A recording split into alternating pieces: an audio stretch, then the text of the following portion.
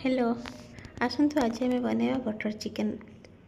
मु फास्ट 500 ग्राम चिकेन नहीं से अदा रसुण पेस्ट गोटे चामच नहीं, दही 3 चामच नहीं, हल्दी पाउडर गोटे चामच नहीं, लुण स्वाद अनुसार नहीं, धनिया पाउडर गोटे चामच, जीरा पाउडर गोटे चामच, गरम मसला हाफ चामच, लंका गुंड गोटे चामच, आ सोरिष तेल गोटे चामच नहीं, आउ गोटे छोट लेंबू गोटे नहीं, ब्लैक पेपर नहीं।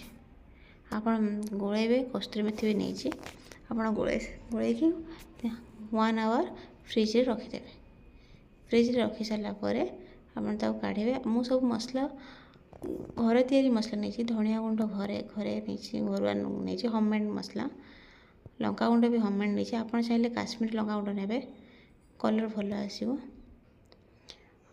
फ्रिज रू काढ़ सारा आपण टीका काठी ने काठी सब पुरेबे, चिकेन सब फ्रिज रखिथे, से सब मसला गोले से सब पुरेबे काठी रे। पुरे सारा पेन नहीं, ग्रिल पेन नहीं, आपड़ चाहिए नॉर्मल पेन नहीं पारे। ग्रिल पेन रे गरम होला पर रिफाइन ऑयल नहीं, आपड़ चाहिए बटर नहीं पारे। बटर ने भल टेस्ट आस। ग्रिल पेन नहीं, ग्रिल पेन ऑयल पकई रिफाइन ऑयल गरम हो सारापर मु ब्रश मेले सारापर सब गरम है मु चिकेन टिक्का जो पूरे रखी से चिकेन सब फ्राए करी।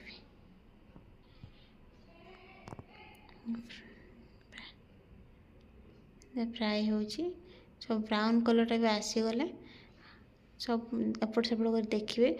मीडियम आंचरे देवे, नॉर्मल स्लो आंचरे करदेवे। तापर मीडियम आंच देवे, हाई आंच फ्लेम देवेनि। हाई आंच देले हाई फ्लेम कले पुड़ी जो चिकेनटा, तो आप मीडियम फ्लेम देवे। हो सारापर मु बटर चिकेन गोटे पियाज नहीं, 3टी टमाटो नहीं, अदा रसुण गोटा गोटा नहीं, 4-6-7 रसुण नहीं, आउ अदा नहीं, काजू 8-9टा नहीं, काठी मसला डालचीनी गुजराती गोलमरीच नहीं, टमाटो 3टी नहीं, आ बटर नहीं।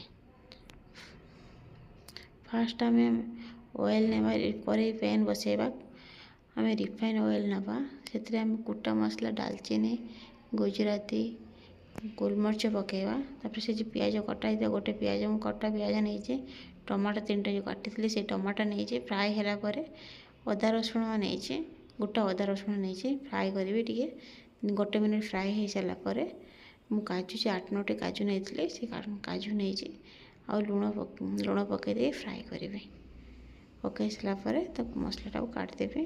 ठंडा है आम ग्राइंडर जार रे ग्राइंडिंग करिया। ग्राइंडिंग हो गला आम गोटे पेन बसैले, से पेन आम गोटे बटर नहीं, बटर नालापर से जीरा गुंड पाउडर नहीं, हल्दी पाउडर नहीं, धनिया पाउडर नहीं और लंका गुंड नहीं। हो सारापर आम जो मसलाटा ग्राइंडिंग कर रखी से मसलाटा मुझे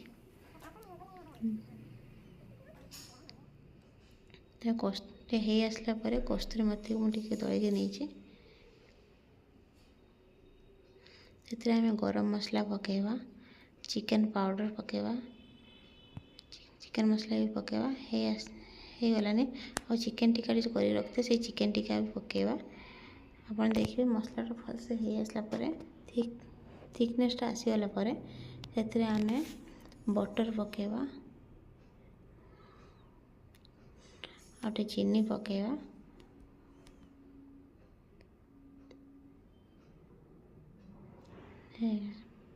तापर से बंद करवा आगुरी आम से टेस्ट अनुसार लुण पकेबा, बंद करने धनिया पत्र पकेबा। पकई सारापर आम बंद करदे, बंद करके अमूल क्रीम पकेबा। पकई सारे आपड़ भी एमती बटर चिकेन करूँ, बहुत टेस्टी वे बहुत टेस्ट करूँ। आपड़ भी घर प्रस्तुत ये टाइप करूँ बटर चिकेन।